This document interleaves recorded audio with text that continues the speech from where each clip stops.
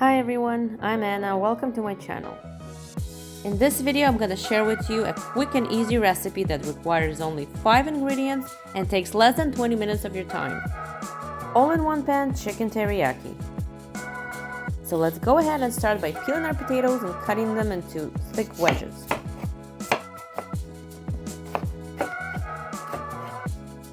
Next are the skinless, boneless chicken thighs, and I'm gonna slice them into thick wedges as well.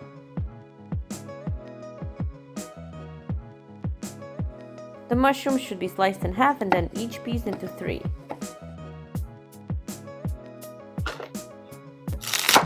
This bunch of green onion gives me about 1 cup. And you can find the full list of ingredients in the description box below. Throw the potatoes into boiling hot water and let them cook for about 15 minutes. Oil a pan and chicken goes in. Grill it till it's golden color and add the mushrooms. 15 minutes have passed, our potatoes are ready and cooked. We're going to take them out and let's add it to the chicken. 1 cup of teriyaki sauce.